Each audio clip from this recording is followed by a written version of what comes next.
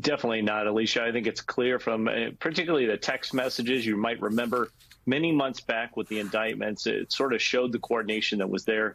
Separately, there's video, there are documentary evidence of Enrico Tarrio with Roger Stone and both the leader of the Oath Keepers at one point, Stuart Rhodes. So I think when you look at this, those were the two principal groups, the Oath Keepers and the Proud Boys. But what I would note is that the Proud Boys are quite a bit different in terms of how they organize, how they facilitate what they're doing. The Oath Keepers, much more like a militia, a militant organization. This group kind of came together through several protests in November and December. It was specifically around the Stop the Steal movement. So when I think you look at both of these cases, the giveaway for prosecutors is the communications between all of them in terms of what they were trying to do, where they were stationing themselves, and what their intent was. And I think that's where it comes together with this insurrection plot.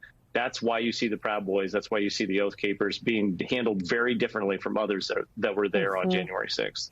One of the things that I found interesting, you have Vice reporting that the defense plans to call several FBI informants who marched with the Proud Boys as their witnesses. Can you sort of talk us through how the FBI uses informants in extremist groups like theirs, and then what their involvement in a trial like this can look like? Yeah, what's interesting is the FBI obviously was working on different organizations, or probably more likely specific individuals. Remember, there is no domestic terrorist organization designation in the United States. So they're probably trying to watch people that they thought had either said they were going to commit violence, had committed violence somewhere else. They were trying to build cases. Hence why you would have some sort of an informant that you were communicating with. When I looked at those communications with the FBI that have sort of come out that, yes, there were informants there, that seemed to be very late in the game, meaning, maybe 1 week out, 1 to 2 days out. The informants who've already got a relationship with the FBI reaching back to their handlers. So what I think we're seeing is really individuals who are probably being, placed inside different groups, but they're probably focused on existing cases, meaning they were not around January 6th per se. Just coincidentally, they were involved in others. And that is not unusual, I'd say, Alicia, whether it's international terrorism, domestic extremism, or even criminal cases. Informants, once they encounter other things, tend to report in. And January 6th is one of those things that they absolutely would be calling back to their handlers about.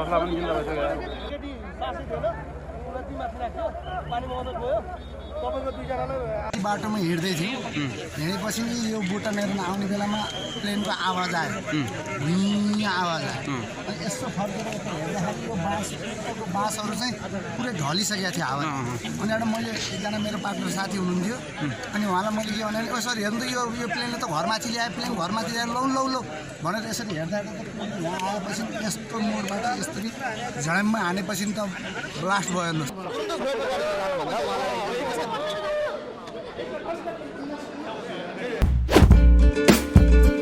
Tomorrow, the country will celebrate the holiday. As you can see, these front page headlines from today's papers all note how Martin Luther King Jr.'s message is still relevant today. And to mark the holiday, we dug through the archives here at NBC News to bring images and interviews you don't always see.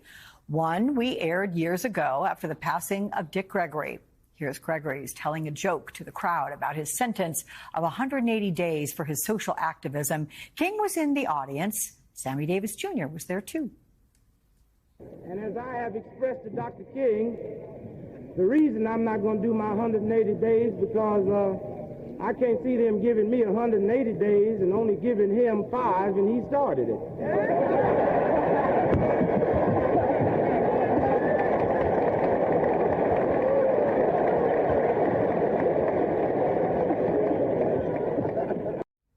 Well, that was great. And then there was his close friend, Reverend Ralph Abernathy, describing the early days and what made King so successful. And we agreed that he would not only be the president of the Montgomery Improvement Association, but he would be the spokesman of our movement for justice and equality, and we would let him do all the speaking, did it in a magnificent and wonderful fashion, and he was so dedicated and gentle and kind with it. Well, from King's life to his legacy decades later, a march in Southfield, Michigan in 2015, hundreds of marches like this one, they take part each year. And after this particular march, Aretha Franklin offered this reflection. I think that we have come a very, very long way in terms of respect for each other. Seriously. And understanding each other and where we're really coming from, where people are really coming from, good people.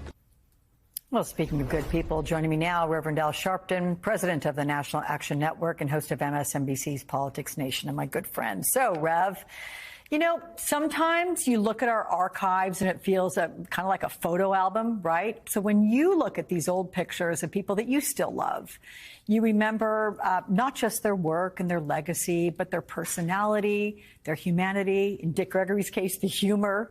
What kind of person was Reverend King? I mean, I only saw Reverend King twice, but I was very close with his son, who's here in Washington with us as we prepare for the breakfast in the morning that we do every year in honor of his father. And I got through his son to know his wife very well. And they say he was a very playful person in private. He liked to play with his kids. He was very sensitive. And he was a real committed preacher.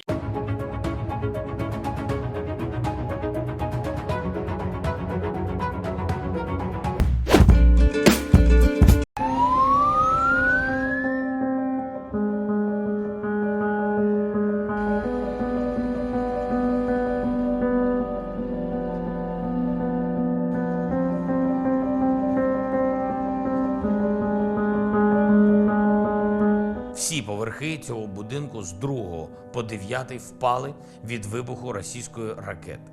Вдалося врятувати десятки людей, поранених, травмованих, їм надається допомога. Серед них діти, найменшій дівчинці 3 роки.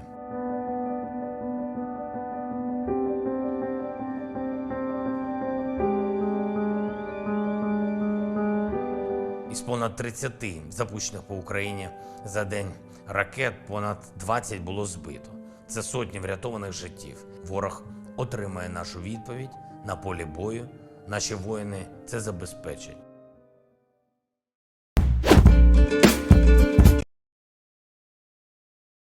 All right, it's time now for our worst of the week. And man, these contenders, they prove just how desperate the GOP can get in these cultural wars.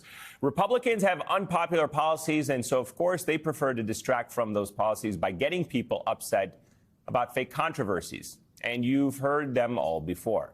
Democrats want to cancel Dr. Seuss. There's the so-called war on Christmas, the weird pregnant Joker comic frenzy this week. It's all an attempt to paint Democrats as more radical than the GOP. So as House Republicans pushed forward this week with their unpopular agenda, passing anti-abortion laws, promoting tax cuts for the super wealthy, how did the right-wing media respond?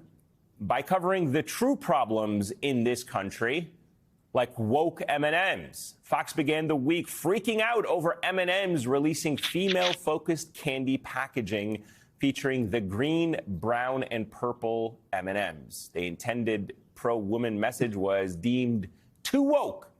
And then there, of course, was the war on gas stoves. The drama started when a member of the Consumer Product Safety Commission said in an interview that the agency was considering regulations on indoor air pollution from gas stoves. The right twisted that to mean the Biden administration was in the process of banning gas stoves and, in effect, painted the White House as a Big Brother type who wanted to interfere in your kitchen. This faux outrage was peddled by Jim Jordan, who tweeted, "God, guns, gas stoves." Ronnie Jackson, the famed doctor, tweeted, "If the maniacs come for my stove, they can pry it from my cold, dead hands." Of course, as with the M&M issue, Fox does freakouts the best. M&M's, the candy, back to pushing woke politics. Is this blue? Is it non-binary? Is it democratic? I think this is the kind of thing that makes China say, like, oh, good, keep focusing on that. I'm glad that at least some of these M&Ms will have nuts to represent the transgender community. The White House is weighing a nationwide ban on gas stoves. Watch out. The government is coming for your gas stove. Not only is Biden coming for your paycheck, but he's also coming for your stove. Big Brother is coming for your kitchen. So naturally, they decided gas-powered stoves, racist, and have to go. Nobody's going to tell me I can't cook with gas. It's totally fine to give fentanyl to addicts, but a gas stove is a threat to your life? Oh, man. It works every time. You find a villain, real or in most cases for them, imaginary, and then you just stoke the fears over and over. Make the base afraid that the world is changing and that change is so bad and that the change is the fault of none other than the Democrats and the woke left. You take the focus off of your bad policies and make your opponents the true enemies, thanks to a bunch of lies and innuendo.